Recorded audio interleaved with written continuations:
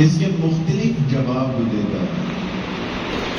وہ کہتا ہے کہ زیادہ پیسہ کامیابی ہے، اسٹیٹس ہائی ہونا یہ کامیابی ہے، انسان کے پاس جاہ و جلال ہونا کامیابی ہے، مال و متاع ہونا کامیابی ہے، انسان کے پاس حسن و جمال ہونا کامیابی ہے، انسان کے پاس بیوی بچے اور کثرت اولاد ہونا کامیابی ہے۔ لہذا جو اس کے پاس کامیابی کے معیارات ہیں وہ سب بتا دیتا ہے۔ تو مجھے بھی لگتا تھا کہ شاید پیسہ ہونا کامیابی ہے، بیوی بچے ہونا کامیابی ہے، جاہ و جلال ہونا کامیابی ہے، مال و متاع ہونا کامیابی ہے، حسن و جمال ہونا کامیابی ہے، لیکن میں غلط تھا۔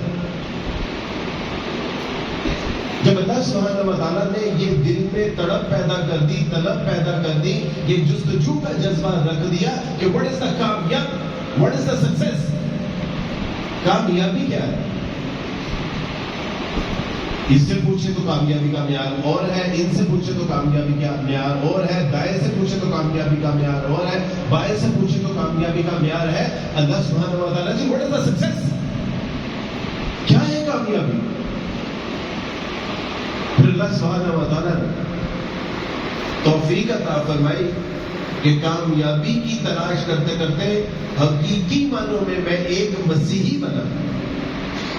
پہلے ہم بھی ایسے ہی مسیحی تھے کہ صبح اٹھے، نماز پڑھی نہ پڑھی، بائبل پڑھی نہ پڑھی، ماں باپ نے بتایا کہ اے خدا میں 3 شخص ہیں، یعنی باپ بیٹے روح القدس، مان لیا۔ گھر والوں نے بتایا کہ مسیح خدا تعالیٰ کے بیٹے ہیں، مان لیا۔ گھر والوں نے بتایا کہ نہیں مسیح ہی خدا ہے، مان لیا۔ گھر والوں نے بتایا کہ مسیح علیہ السلام ہمارے گناہوں کے لیے صلیب پر قربان ہو گئے، مان لیا۔ اور ایسے ہی نام کے عیسائی تھے۔ جس طرح آج گھروں میں قرآن مجید ہے لیکن نہیں پتا کہ قرآن مجید کیا کہتا ہے۔ گھر میں قرآن مجید ہے، قرآن مجید پکار پکار کر کہہ رہا ہے افلا تدبرون افلا تعقلون افلا تبصرون۔ وہ غور و فکر سے کام کیوں نہیں لیتے؟ اپنی عقلوں سے کام کیوں نہیں لیتے؟ اللہ سبحانہ و تعالیٰ نے مثالیں بیان کی ہیں، اس میں تدبر و تفکر کیوں نہیں کرتے؟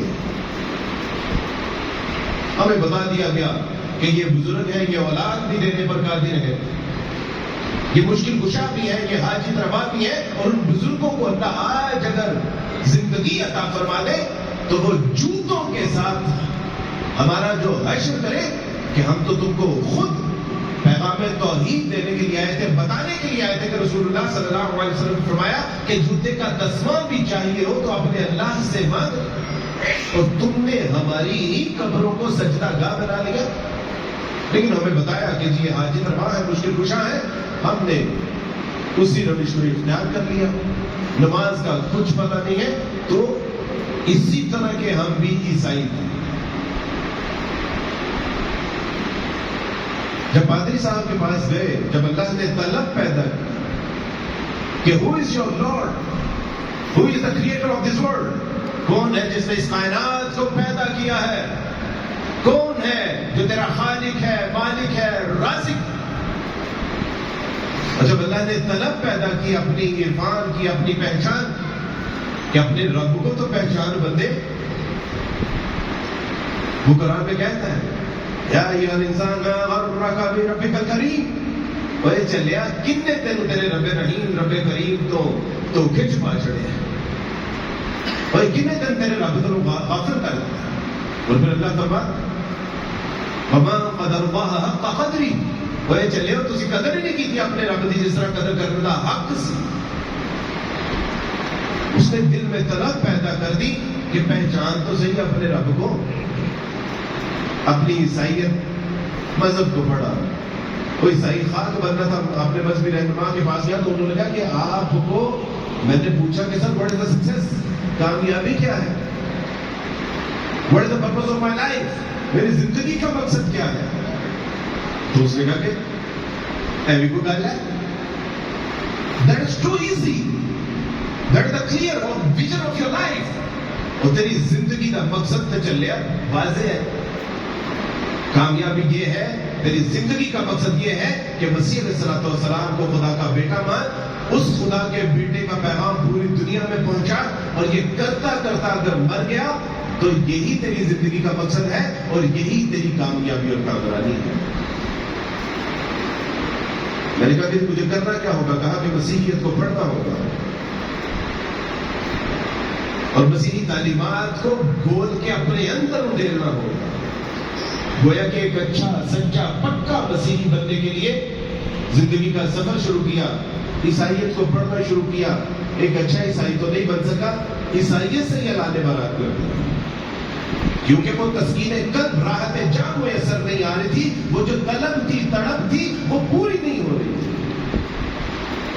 یہ جو روح ہے نا جس کو ہم محض حیات زندگی سمجھتے ہیں، سمانے زندگی سمجھتے ہیں، یہ روح یہ اپنے رب کو جانتی بھی ہے، پہچانتی بھی ہے.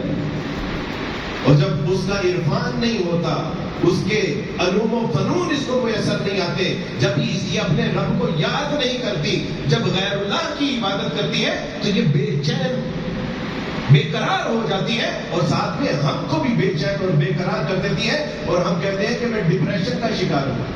نماز نہیں پڑھو گے تو ڈپریشن کا شکار ہی ہوگا.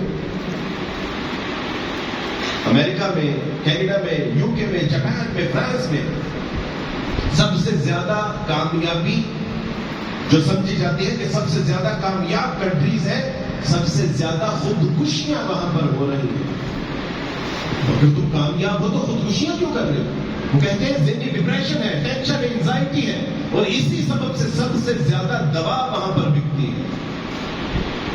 Tension, anxiety, depression, stress. اور اللہ سبحانہ و تعالیٰ کہتے ہیں اعلیٰ بذکر اللہ تطمئن القلوب.